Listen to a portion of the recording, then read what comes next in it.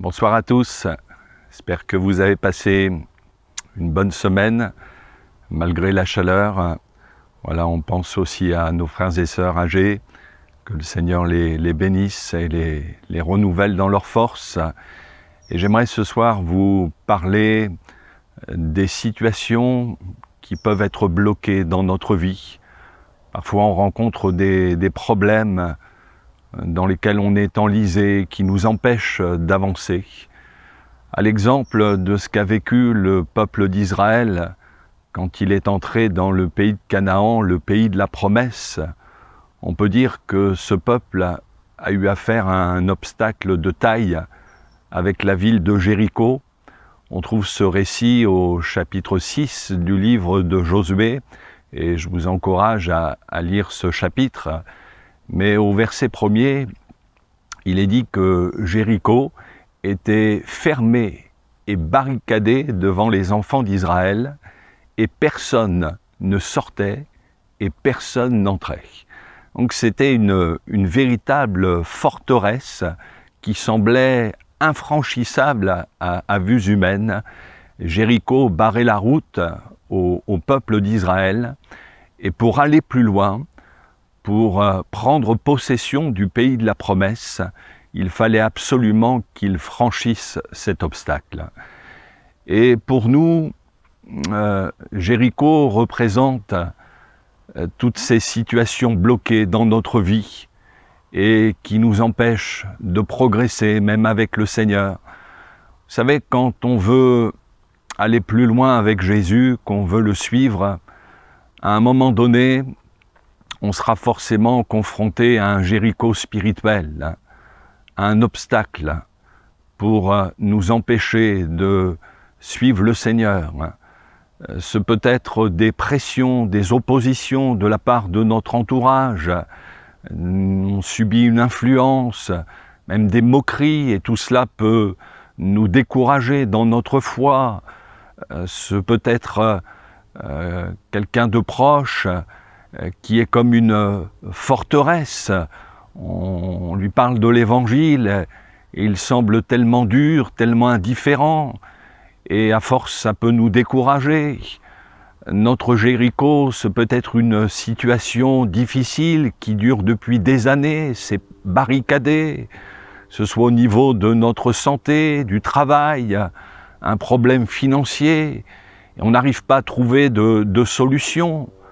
Notre Jéricho, ce peut être un problème relationnel dans le couple, dans notre famille, avec nos enfants. On n'arrive plus à se comprendre, à s'entendre, à se parler. Il y a peut-être des fois des conflits qui durent depuis des années. Notre Jéricho, ce peut être aussi un péché récurrent, une passion dont on n'arrive pas à se défaire et qui est comme une muraille qui semble infranchissable. Alors je pourrais ainsi continuer la liste, mais je veux croire que ce soir le Saint-Esprit peut parler à notre cœur, à chacun, et nous dire « mais c'est ça ton Jéricho, c'est ça qui bloque ta situation et qui t'empêche d'aller plus loin, même avec le Seigneur ». Alors comment triompher des situations bloquées? Eh bien pour Josué, la victoire, avant d'être visible sur cette ville de Jéricho, elle l'a été avant tout dans un contact personnel avec Dieu. Si vous lisez la fin du chapitre 5, Josué va avoir l'apparition d'un homme avec une épée qui va se présenter comme le chef de l'armée de l'Éternel, et devant lequel Josué va se prosterner et l'adorer. Nous pouvons penser qu'il y a là une manifestation du Seigneur Jésus avant sa venue sur la terre, ce qu'on peut appeler une théophanie. Et voyez-vous, Josué, avant de remporter une victoire sur cette ville, eh bien, il l'a déjà remportée devant Dieu. D'ailleurs, au verset 2 du chapitre 6, Dieu dira à Josué, « Voici, je livre entre tes mains Jéricho et son roi. Donc avant même que le combat ait lieu, que cette ville soit prise, Josué avait déjà remporté la victoire devant Dieu. Et ça, c'est un principe aussi pour nous. C'est avant tout au pied du Seigneur, dans la prière, dans un cœur à cœur avec Jésus, que se remportent les victoires, que se débloquent les situations. Rien ne remplacera jamais la prière. Et vous savez, il y a des problèmes qui se règlent bien mieux au travers de la prière, de l'intercession, plutôt que de chercher à les régler par nous-mêmes. Ça, c'est vraiment un principe spirituel qu'il faut serrer au fond de notre cœur. Et pour Josué et le peuple d'Israël, pour prendre possession de cette ville, eh bien, il a fallu qu'ils se soumettent à la stratégie de Dieu. Et quelle stratégie? Puisque Dieu leur a demandé de faire le tour de la ville une fois par jour, pendant 6 jours, et le 7e jour, il va leur dire de faire 7 fois le tour de la ville. Donc en tout, ils vont faire 13 fois le tour de la ville de Jéricho. Et ce que Dieu demandait au peuple semblait insensé, parce qu'on n'a jamais vu une muraille s'écrouler simplement en y faisant le tour. Mais c'est pourtant ce qui s'est passé. Les murailles sont tombées. C'est vrai que les stratégies de Dieu, elles sont déconcertantes. Elles vont souvent à l'encontre de nos raisonnements, de notre manière de voir les choses, parce que ces stratégies ne font pas appel à la logique humaine, mais elles font appel à la foi. Vous savez, parfois dans nos prières, sans s'en rendre compte, on impose au Seigneur notre manière de faire, en lui disant « Seigneur, tu vois mon problème, alors je te demande de faire ceci, de faire cela, d'intervenir de cette manière », comme si Dieu ne savait pas comment régler notre problème et qu'on avait besoin qu'on lui explique. Mais nous n'avons pas à dire au Seigneur comment il doit s'y prendre. Ça, c'est son affaire, ce n'est pas la nôtre. L'attitude qui convient, c'est de lui dire tout simplement, Seigneur, tu vois ma situation, tu vois le problème qui me pèse, eh bien je le place devant toi. Je ne sais pas comment tu vas t'y prendre, mais je veux te faire confiance et me soumettre à ta stratégie.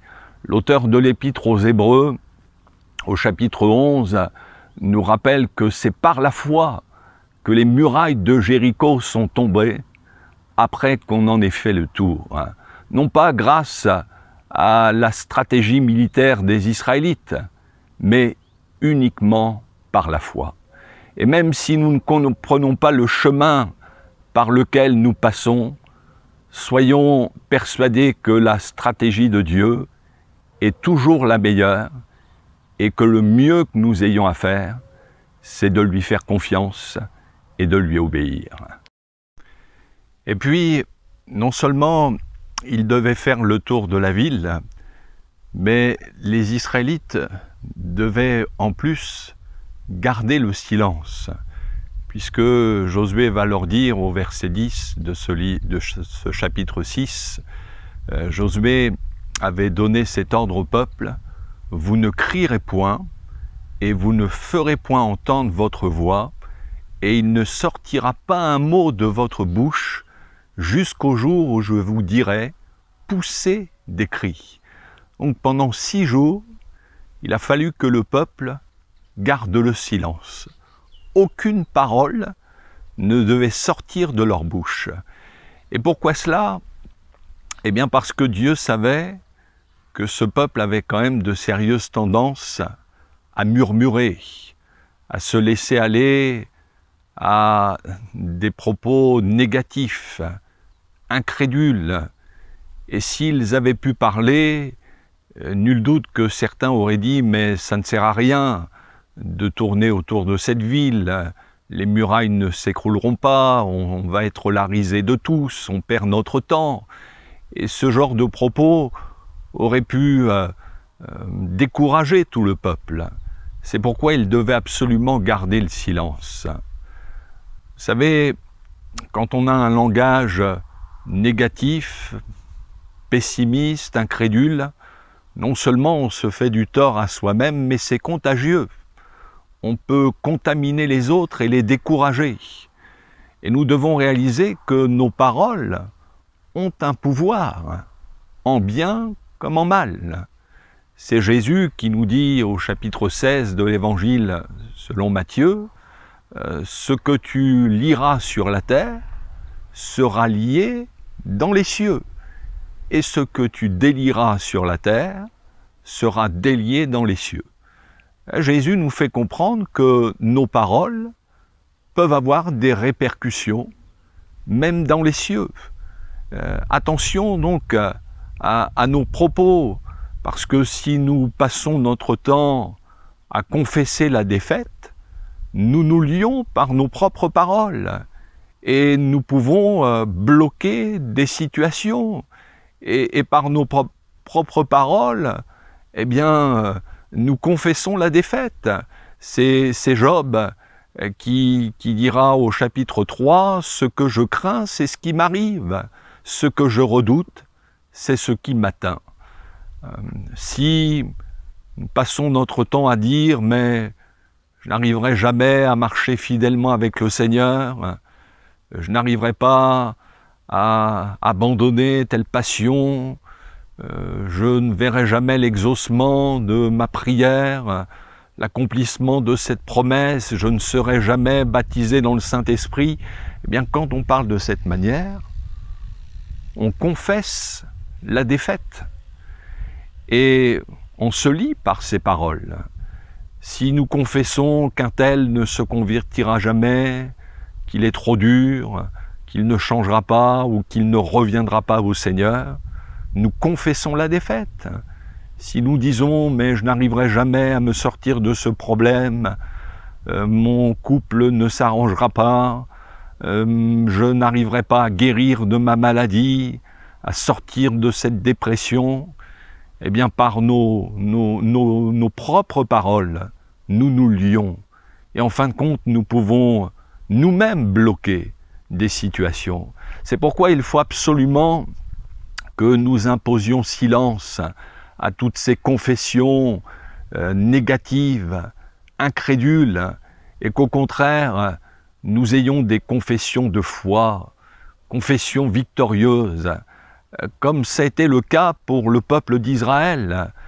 Pendant 6 jours, oui, ils sont restés dans le silence, mais le 7e jour, après avoir effectué les 7 tours de la ville, au moment où les sacrificateurs ont sonné de la trompette, ils devaient pousser de grands cris. Ce n'étaient pas des cris de frayeur, mais des cris de victoire. Ils ont confessé la victoire de Dieu sur cette ville. Et effectivement, les murailles se sont écroulées et ils se sont emparés de cette ville. Eh bien, c'est le même principe pour nous. Dans l'Épître aux Romains, au chapitre 10, verset 10, il est dit que c'est en confessant de la bouche qu'on parvient au salut. La confession est importante et on pourrait dire c'est en confessant de la bouche qu'on parvient à la victoire, qu'on parvient à la délivrance, qu'on peut voir des situations se débloquer. Eh bien, confessons notre foi dans les promesses de Dieu. Confessons la victoire de Jésus à la croix. Il ne s'agit pas de se persuader que tout va bien, de faire de la persuasion psychologique, mais il s'agit d'avoir le langage de la foi, de parler comme Dieu parle, de dire « oui, c'est vrai, il y a des difficultés qui se dressent devant moi, qui sont comme des murailles de Jéricho, je ne peux pas les ignorer, mais par la foi, je confesse que Dieu a la puissance de les renverser. » Confessons la victoire de Jésus sur les nôtres et croyons à leur conversion, à leur retour pour ceux qui se sont éloignés. Croyons à des réconciliations au sein des foyers, des couples. Confessons la victoire de Jésus sur nos problèmes, quels qu'ils soient, et croyons que le Seigneur a la puissance de les régler. Confessons la victoire de Jésus sur tout péché, sur toute passion, et croyons que c'est en lui que nous pouvons être rendus réellement libres. Confessons la victoire de Jésus sur toute maladie, sur le cancer, la dépression, que sais-je.